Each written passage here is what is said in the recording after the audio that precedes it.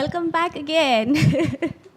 So we finished our first phase and now we are in our second phase. Now we are moving to more emerging issue these days. You might have been hearing global warming, and this is our second theme.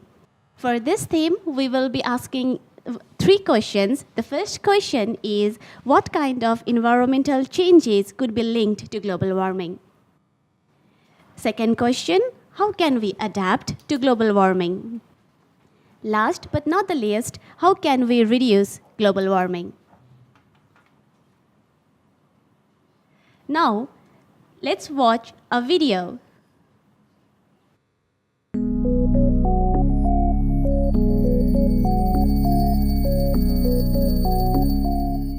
My name is Kim Andersson. I'm from Sweden. I'm a student at Hokkaido University at the MGSP program. I'm interested in how global warming changes local communities and how they interact and adapt to these changes.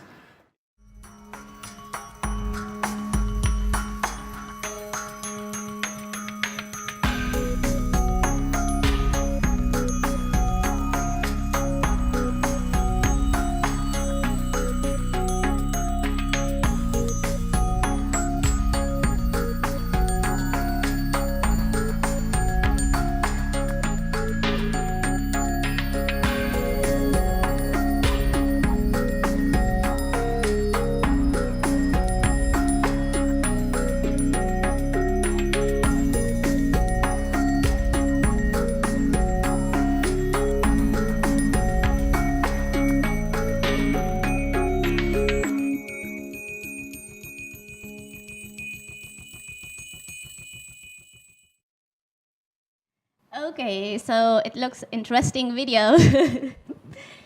So we have our presenter for this topic, Kim, here. And he's from...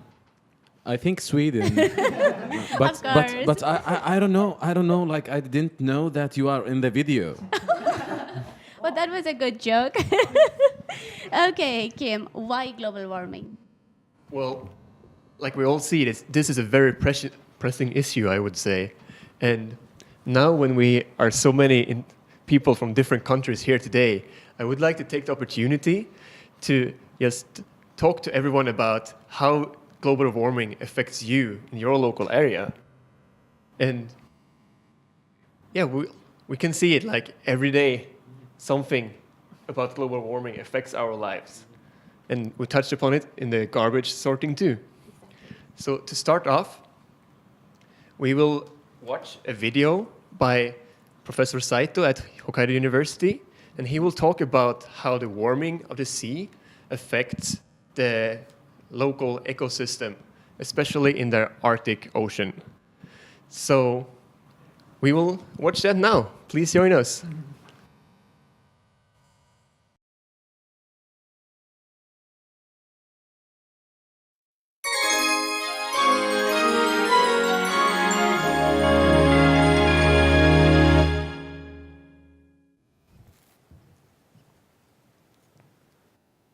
My name is Seiichi Saito.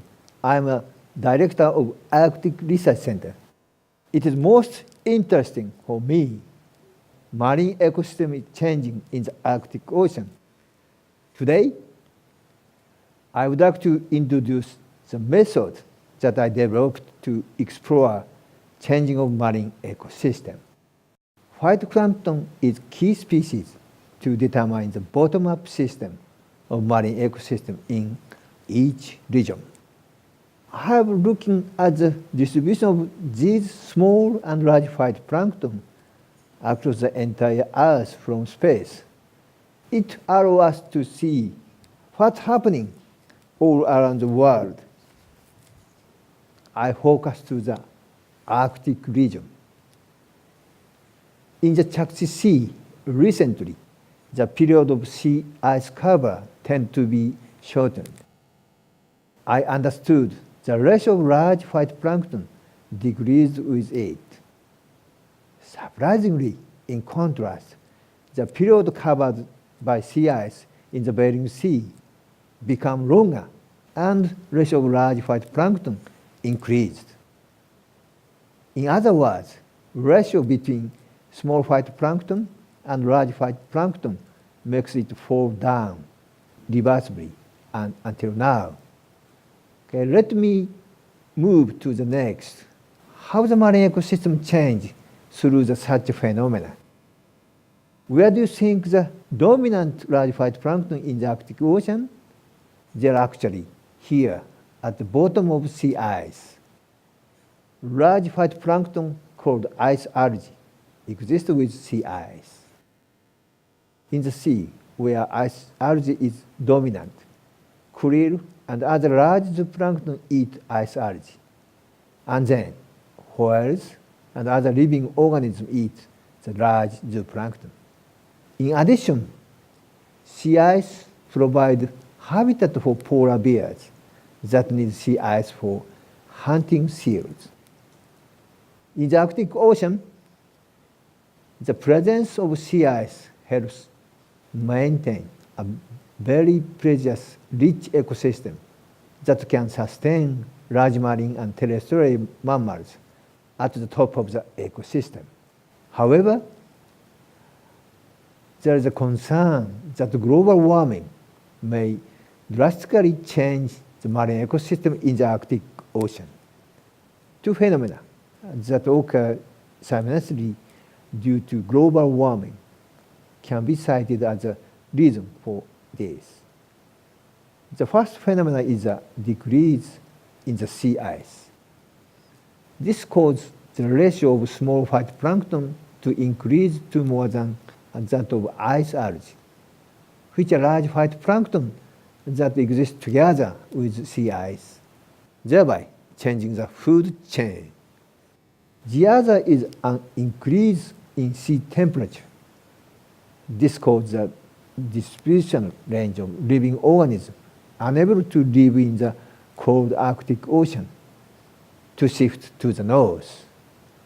However, living organisms that originally lived in Arctic Ocean cannot go any further north. In short, they will have nowhere left to live on this planet. Let's look at the prediction of distribution change. Current distribution range of cham salmon is from Japan and the North Pacific Ocean to Oregon in the US, British Columbia in Canada, and the Bering Sea. However, this range is expected to shift north to entire Chuck Sea, especially the area along the coast Alaska by 2095. From the perspective of fisheries resources, this change may be advantageous for Alaska, but this would mean declining catch in Japan and Canada. Changing Arctic marine ecosystem have a potential to cause a problem that would significantly affect marine resources in multiple countries. Marine resources are closely connected to problems involving food and the economy.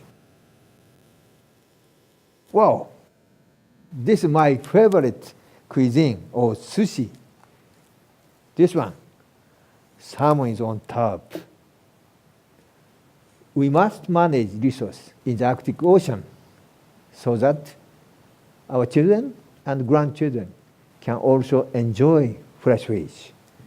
We use data from field survey in the Arctic Ocean and satellite in space to examine change in the ecosystem stemming from global warming, thus contributing to sustainable resource management.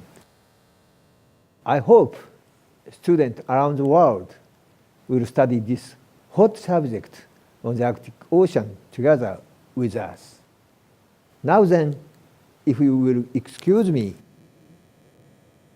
it's time to eat. Thank you.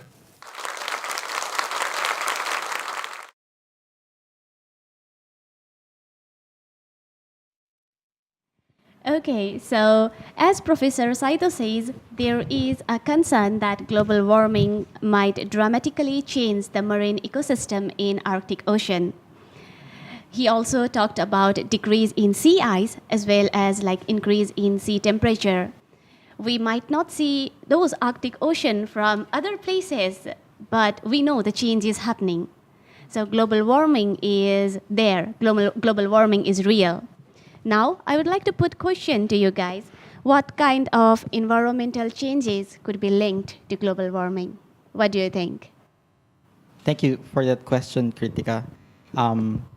The lecture of Professor Saito earlier discussed the effects of global warming in the Arctic region, but I would like to offer my insight on the effects of global warming in the Pacific Ocean. So, of course, the increased temperature of the seawater leads to increased seawater evaporation and hence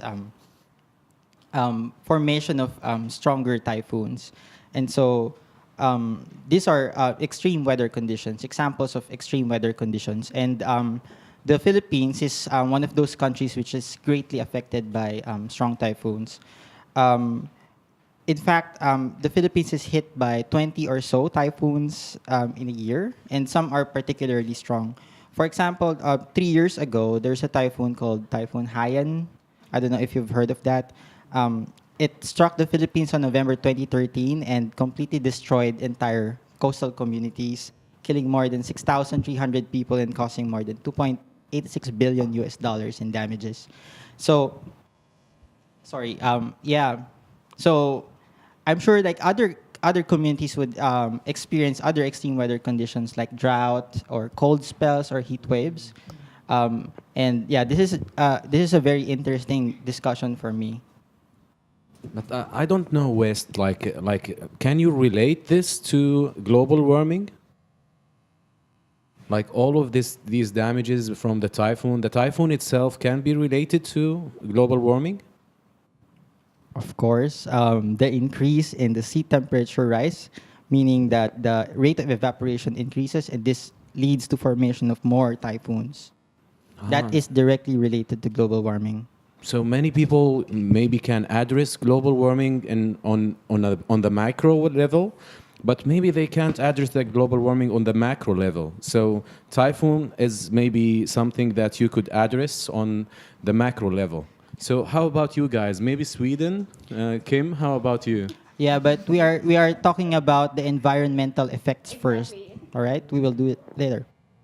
So, okay, yeah, sorry. Yeah, we are talking about what kind of environmental changes could be linked to global warming. He talked about Philippines. Now, please share your idea about your countries, because global warming is worldwide, right? Happening worldwide. So How about please. in Indonesia? Okay, actually, global warming strikes hard in Indonesia because we are an archipelago island, nation. I mean, archipelago nation.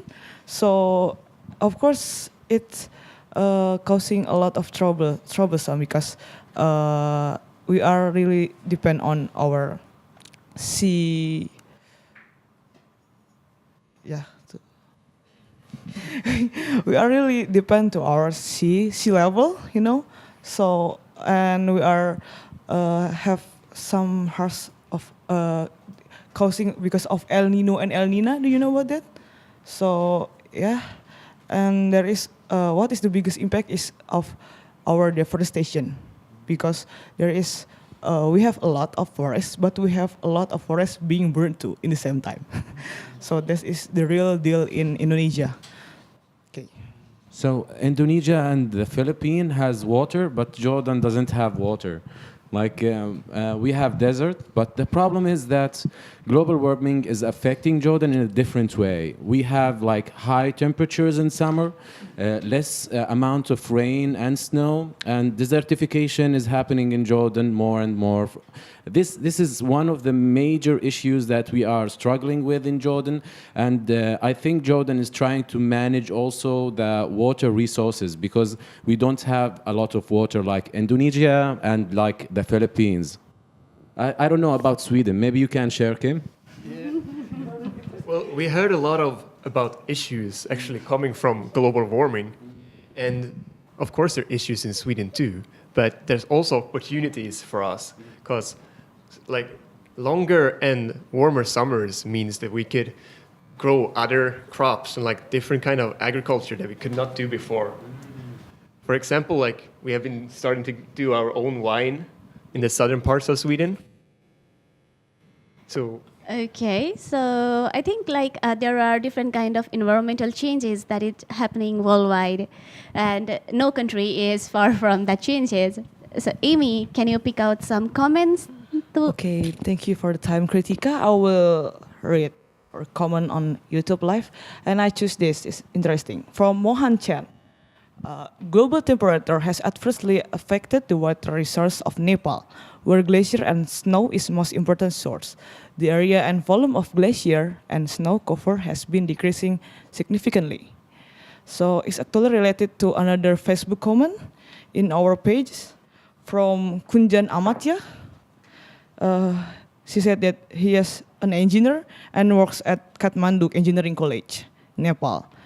And he said something about the melting of Himalayas. So actually, I can relate it to Indonesia. We have Puncak Jaya, and we have like this. We have same problem, melting snow, in this way. Okay, maybe one more comment. Okay, this from Remindis Primanda. Agricultural sector are the most vulnerable agricultural. When it comes to weather change, I agree with this because Indonesia is agricultural based country too. So what about you guys think about this agricultural? Just now, like you picked up a comment about melting of Himalaya. It's like it is really happening. Climate change as well as like increase in temperature. So we don't have monsoon at particular time. It's like we have sometimes a prolonged monsoon. Sometimes monsoon is too late. Similarly, like there are melting of snow, melting of glaciers. So basically, climate change is happening and temperature is increasing. So we might not have sea coastline, but because of this mountain issue, we can say that we are facing global warming seriously these days.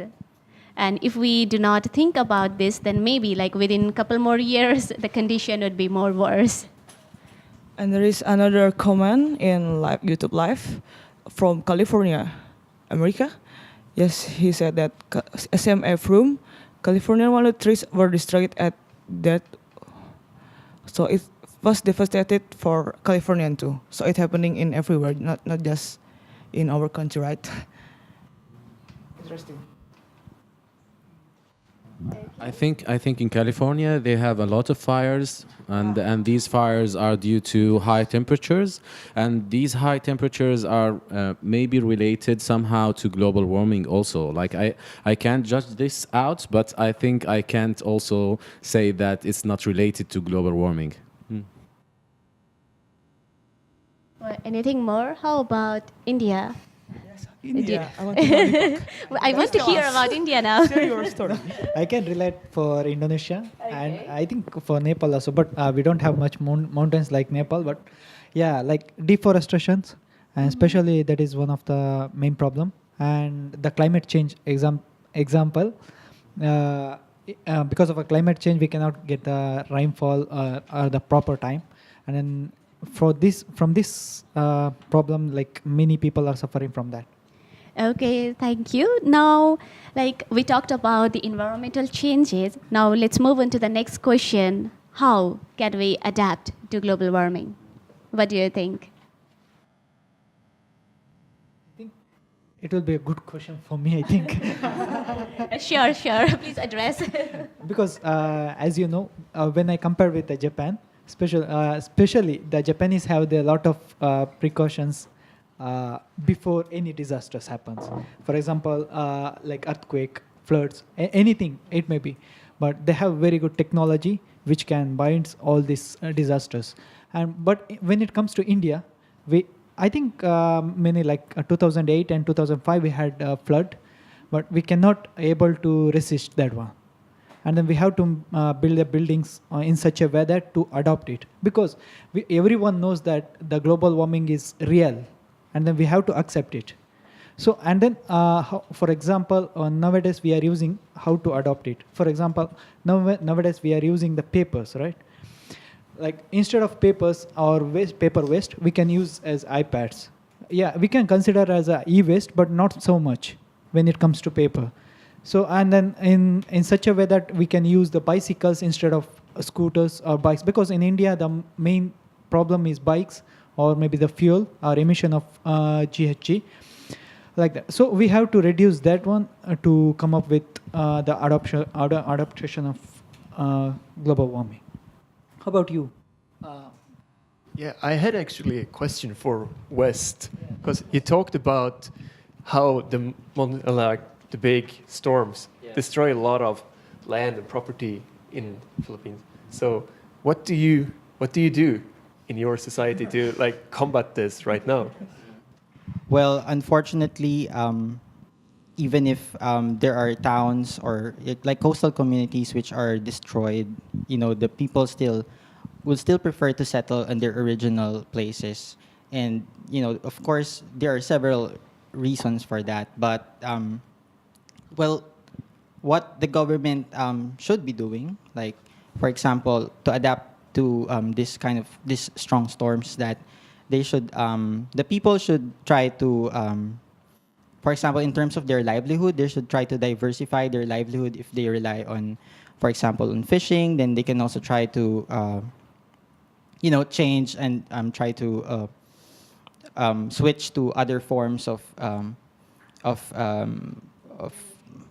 I don't know, like work, like maybe agriculture or something, and maybe the government should try to have plans for relocation of these people in the coastal communities, because if storms keep on happening and they keep on destroying these cities, these towns, then it's just going to destroy lives and properties over and over again.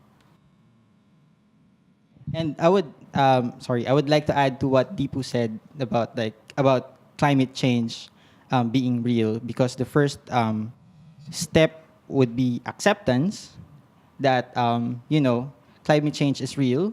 97% of climate scientists agree that all these things, all these extreme weather conditions happening right now are related to global warming. And so there is no, we should not deny climate change anymore. We should make people more aware of climate change, encourage education, and yeah, I think that's the first step, the most important first step. Yeah, I think as Deepak said that he's just amazing. So Japanese technology, like yes, what you said, I think is what the most important is education, right? It's education, not the technology, not the money do you have. It's just about education. So you cannot buy this like instantly, but yeah, the first thing we must put first is education. So, Tamer, would you like to add something here? I think education is one of the most important things to address adaptation. But I think changing the habits of people is very important to look at it, because we as architects study like human behavior, and human behavior is very important when you are addressing adaptation. So adaptation, like you can't tell people who work in a fishery to go and work in a forest. It's very difficult for them to understand this concept and to adapt to it. So you have to do adaptation on step-by-step situation. Like you can't do it like for now, like go and leave your fishery and work in a forest. So I think, guys, that adaptation needs time, but I don't know like if our countries like do that on a 5-year plan, 10-year plan, 20-year plan. Each country has different situation. Like each country suffers from a different drastic situation related to global warming. Like Like West said, in the Philippines, it's like billions of dollars, like every year. So I think the amount of money spent over this needs to be spent also on adaptation, on making people adapt to this, on creating programs for training people so they can understand the situation and how is it major, like it's very huge. Well, yeah, like not only adaptation, there is something called mitigation as well. So it depends, adaptation versus mitigation. I think the medication part is very important too. Yes. Because many people like put the adaptation part before the wellness, but you should also address the wellness part. So you need a healthy community, a healthy social life, but also you need this healthy community and healthy social life to be active. So that's why we are trying to commute this idea to other people, you know. So I think like in Sweden, I don't know about the situation there in adaptation. Like you told me something about the fisheries there, how the fish has immigrated from a place to another place. So I don't know how the adaptation part played something there.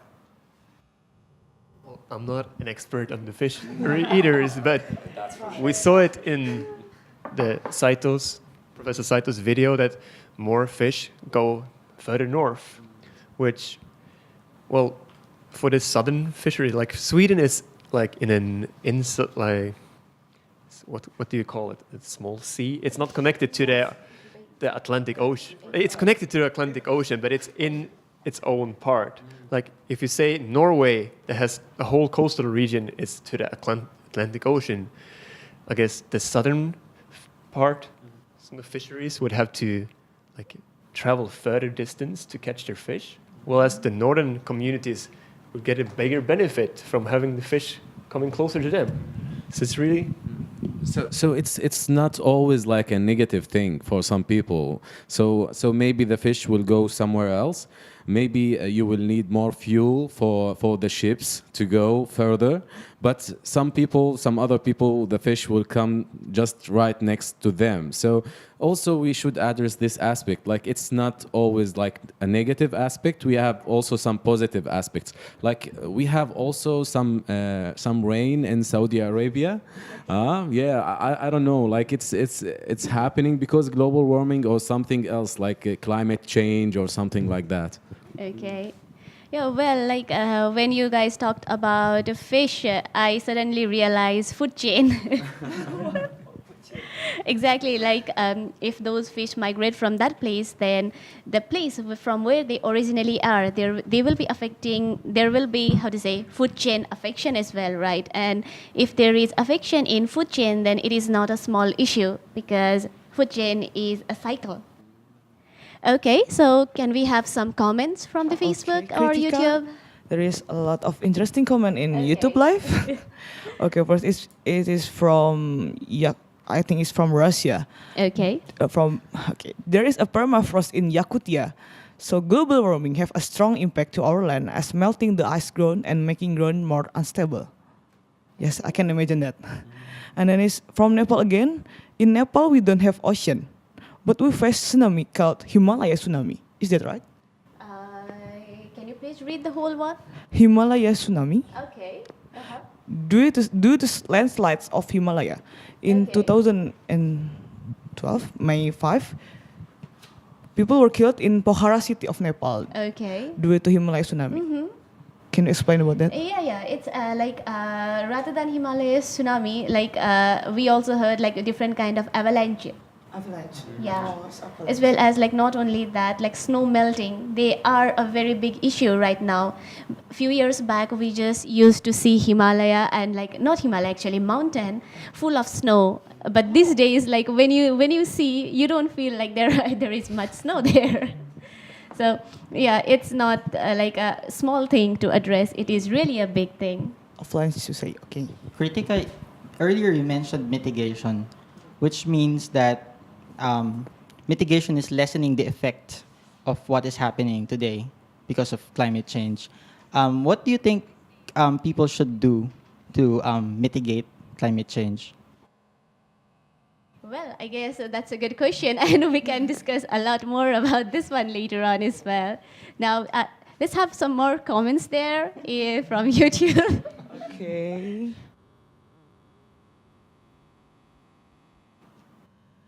There is asking from Ryuki Takemura, I think from Japan. Are there any positive impact caused by global warming? Is there any? Yes, I think that there are many positive impacts of global warming, but I don't know that there's enough research to cover these impacts. You know, Saudi Arabia now is the climate is shifting to a better climate. Like there is also increase of rainfall in Saudi Arabia, and if you are not familiar with Saudi Arabia, most of it is desert.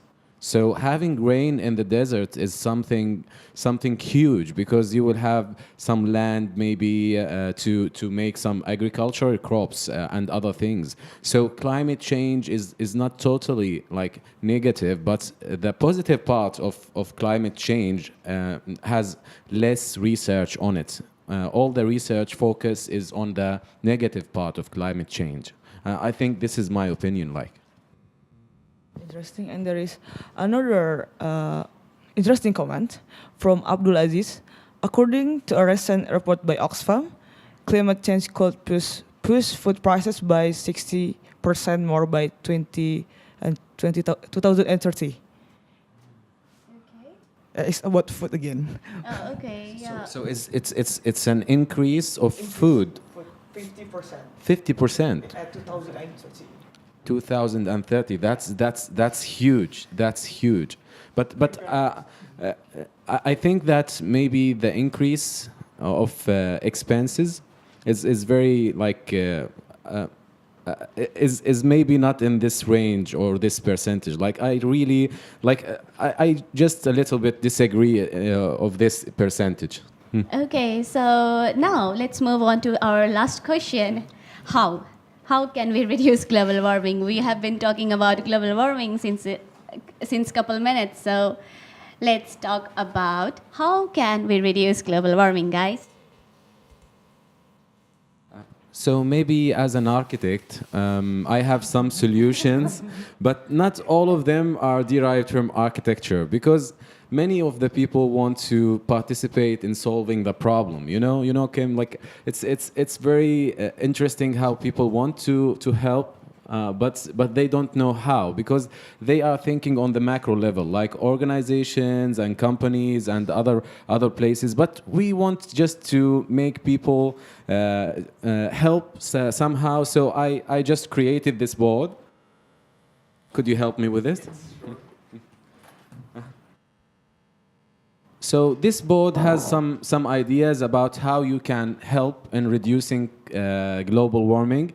It's a global warming reduction in action. So one of the things that I like most is starting a carpool with your coworkers or classmates. And this is a lot of fun, and you can enjoy coffee with your classmates and other people. So maybe you can save up some fuel and try to save the planet also by starting something like that. And it's quite simple and easy. Another thing is seeking out and supporting local farmers' markets, and this is very important. When you support the local farmer, he will not go broke, and he will have enough money to support his industry and to support his farm. So that's why you can help them to create a greener place for you and your and the next generation. So this is great thing to support the local farmers.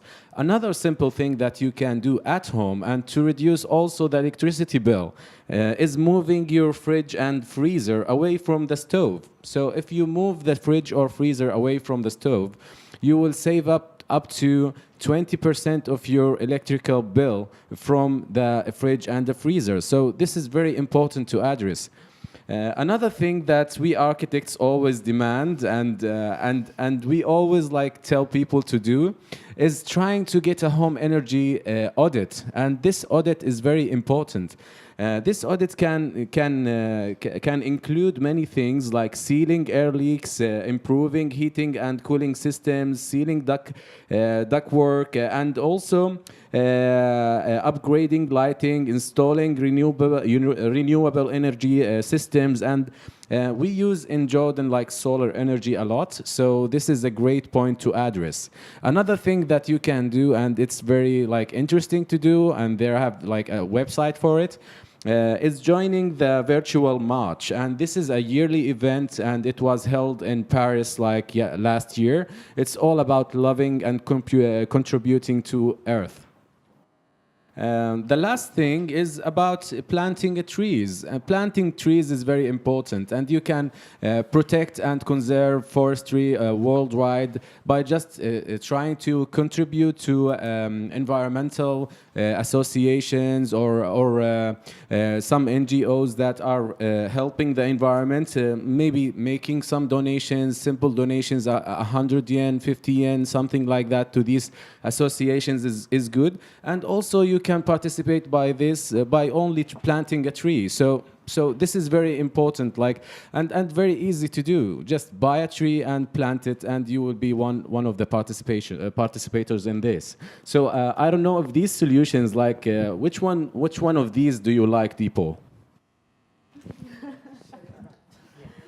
I love to plant the trees, especially because we want to go for green always, and we love to have the eco-friendly environment. So I always love to plant the trees. Okay, so like I would like to add something. Like invest in reforestation is a really good invest that you can do to reduce global warming. Not only that, like we need to adapt alternatives for this kind of those energies which could not be generated much easily. Besides, like we can reduce consumption of bottled water, or like whenever we boil water for our cup noodle or just for tea, then we can just boil water that is just limited to make that one, not like 1 liter of water time and again. It will not only saves electricity, but like it is kind of waste of energy as well. I think that's what I usually do. And in Nepal, like recently, LED light bulbs has been used continuously because they are more than 80% efficient than traditional lights.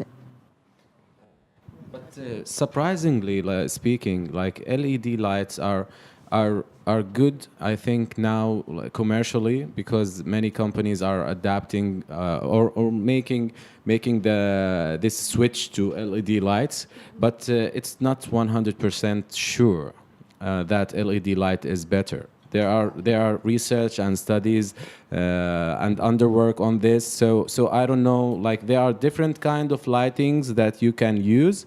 So maybe you can make some small or simple research about that before adapting some kind of lighting system. Well, yeah, I agree with that. Like there are some kind of advantages as well as disadvantages of many things, right? And when let's think about simple thing that we can do individually. For example, like, do you know that consuming beef is a kind of big issue when it comes to global warming, because every pound of beef releases around 19 pounds of greenhouse gases. Yes. You can make simple changes in your lifestyle, like lessening your beef intake. For example, I like beef very much, but recently I tried, lessening my beef consumption because of raising cattle releases a lot of methane in the environment, and that contributes to global warming. So, but of course, it's hard for people to do that, to suddenly just stop eating beef and suddenly go vegetarian or vegan. So at least try to lessen beef consumption. Exactly. Like changes, they are definitely hard, but changes are those things that can help us right now. We cannot say like don't consume beef, don't consume at all. We cannot say that, but try to reduce the amount or go for alternative. If you definitely need beef, then like consume very less, or like go for chicken or something else, because chicken still Chickens, they release less greenhouse gases than beef. I think Kritika, I'm better than everyone here. Yeah, because I'm controlling the global warming from my birth. Yeah, you are vegetarian. Okay. And like some other thing that we can do is like take out your charger once it is charged. You don't have to charge it continuously once it is fully charged, right? Okay, let's take some comments from Facebook and YouTube. Okay, there is some from Rainy Rahmiyawati. Planting should take times, doesn't it? While waiting for the plants to grow, we can conserve the energy. Maybe it means renewable energy while we're waiting for the tree. Well, I think what he meant is if we are waiting for plants to grow, it will take a lot of time. But when they plant forests just for wood in Canada, they plan it on a 20-year base. So they take the first 5 years to plant and maybe have their harvest, and after 20 years they cut off all the area, but they planted another part. So it's like a 5 years cycle. So it consumes a lot of time, but the area is huge. You can't imagine like how much is it in Canada. So it takes time, but they have a scheduled time for this, and this is manageable because plants grow on a rate. So if you calculate the growing rate of the plant, you can have your crop, and also you can replant and do other things. How about other comments? Do you have any? Well, like I would like to say something here. Recently, like there is a new trend in Nepal. Like on your every birthday, you plant a tree. Wow, it's good. So it's like a good trend. every year, you just keep on planting tree in your garden, or like there are certain area which are separated. So you just go plant tree, and after a couple of years, you can see like how many trees you have planted there. And I think it's a good initiation. Maybe, as she said, it will take time definitely, but Yes. I think it's a good initiation. There is any comment, and he said that limit traffic, live closer to your working place. I agree with this too. Yeah, Really. definitely. And then there's this one. Start from ourselves before makes other follow us. Yes, that's what education is, right? Education. And then there is from Jessica Karun. I believe that not only is planting trees, it is to carry out a large-scale forest management, where communities actively participate. Actively, it's being accented on that. Okay, some more comments. Okay. I guess like many people, they have been supporting us since the beginning, so we can have some more comments here. Yes. I would like to thank all the people supporting us on YouTube Live, and this is like a wonderful experience for all of us. Please don't be afraid to put any comments here, and we will try to answer these comments and address these comments as soon as possible. So just participate and stay tuned with us. Okay, some more maybe, couple, 2 or 3. Okay.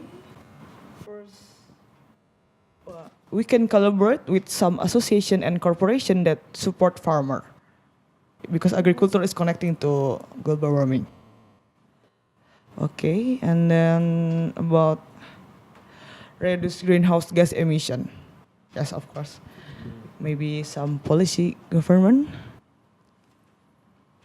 There is some combination like use wind and solar, like I would say renewable energy. Can you tell?